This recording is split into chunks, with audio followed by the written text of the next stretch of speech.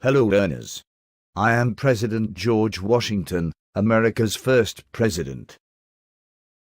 And I am Thomas Jefferson, our third president and founder of America's Library of Congress.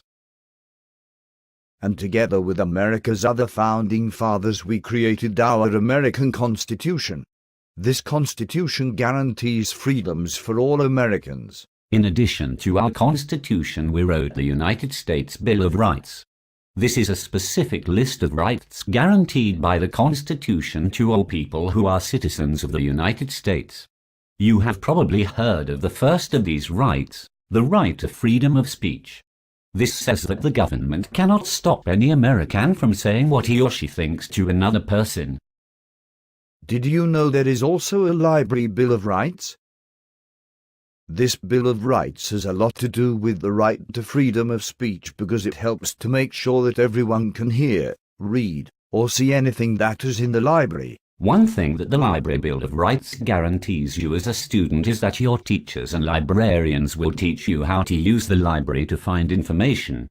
Imagine if you went to the library to find a book about the American Revolution. 3 cheers for General Washington. What if you didn't know where the American Revolution books were and no one showed you where to find them? Then you wouldn't learn about my bravery and leadership.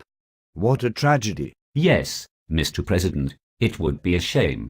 Now what if you didn't know how to use those new computer inventions to search for information about the American Revolution? Then you might not learn everything that you could learn in the library about the American Revolution, and that would be a violation of your rights. It's part of your teachers' and librarians' jobs to teach you how to find information. It's your job to try to learn about how to use the library and to ask any questions you might have. Librarians also need to make sure they pick out materials that help you learn all the things you need to learn.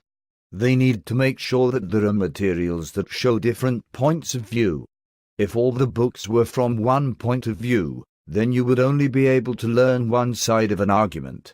It's important that you hear lots of points of view, even if it is one with which many people disagree, because you have the right to make up your own mind. Hooray, President Washington! I'm thrilled when people make up their own minds, just like we revolutionary Americans did in 1776.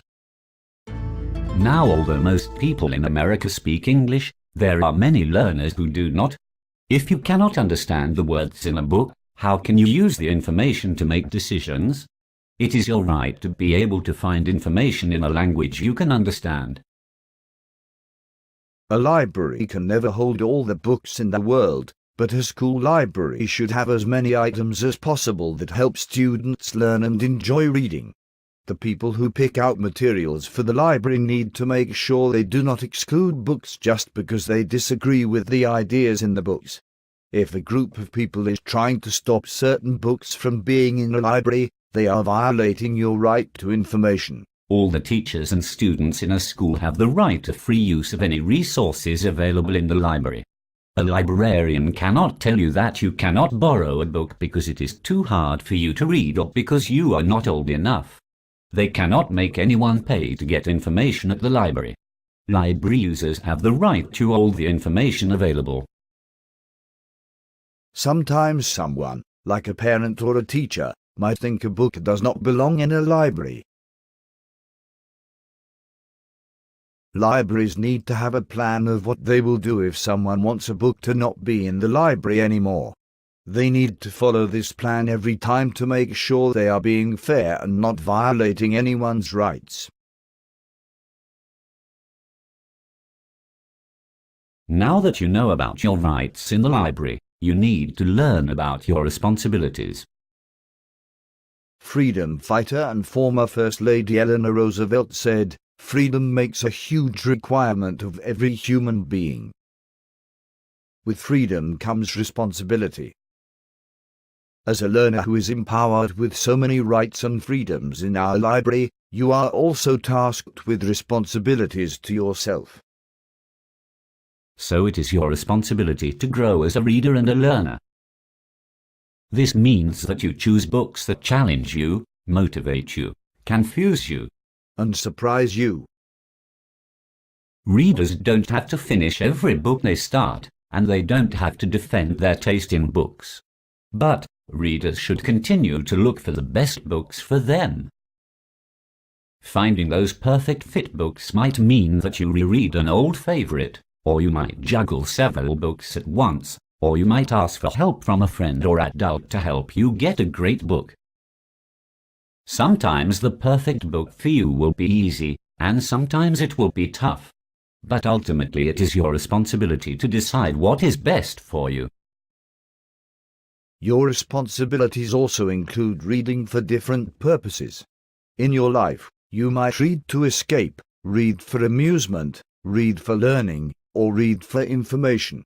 Each of those types of reading means you read with different speed, with different questions, and with different reflection. When you keep your reading tasks in mind, you honor your purpose for reading. As a responsible reader, you will also read for different perspectives. Your library is filled with books and resources to help you examine issues from all sides. It is your responsibility to look at questions from all perspectives to arrive at your opinions. If you can't find books or resources that help you see different views, ask for help finding what you need. Our world needs people who truly understand before they decide. Now President Jefferson and I have given you an overview of what rights and responsibilities you have as a library user. What questions do you have about your library? Is there something you want help finding? Your librarian is ready to help guide you in fulfilling the great responsibilities that come with magnificent rights.